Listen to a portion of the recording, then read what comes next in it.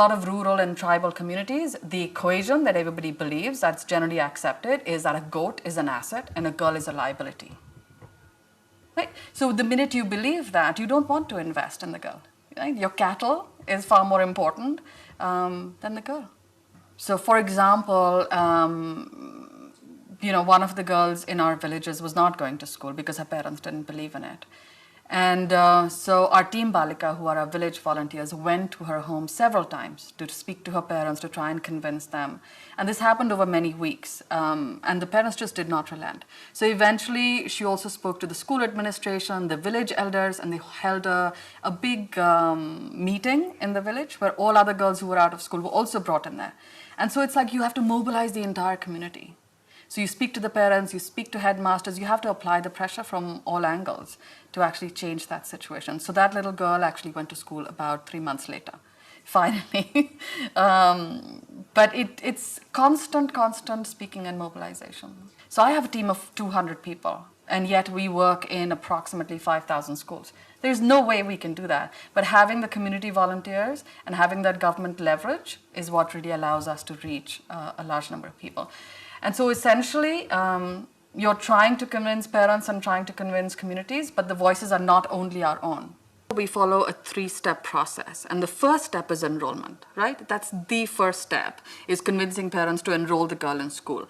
But we know that the girl will not stay in school unless there is a toilet for her, unless there's a boundary wall, unless there's a safe classroom, and unless she's learning. So the step 2 and 3 become about retention and learning outcomes. So actually our village volunteers are also going to the classroom to do activity-based learning curriculum. And that's what impacts learning. To make sure that that girl child, when she's in school and she finishes her schooling, she is literate and numerate and all of those things. Otherwise, it's worthless to spend time in school. So what we've seen is, when you build these alliances and partnerships and the community voices, the impact can be phenomenal.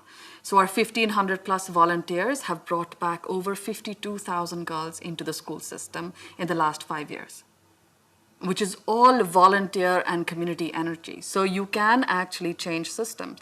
And they've impacted, by working in classrooms, learning outcomes for over 200,000 children. If you really wanted to impact a lot of indicators around poverty, the best way is to educate a girl.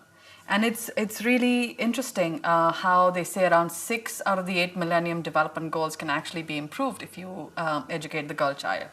So for example, if a girl is educated, then for each additional year of schooling, they say about 10 to 15% family and national income goes up for each additional year of schooling, which is phenomenal.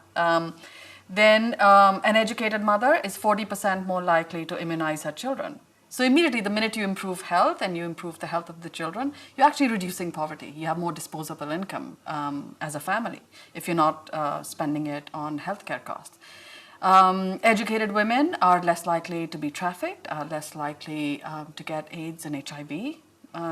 So less cases of domestic violence. So if you want to break the cycle of poverty, then obviously educating the girl child is an enormously powerful tool.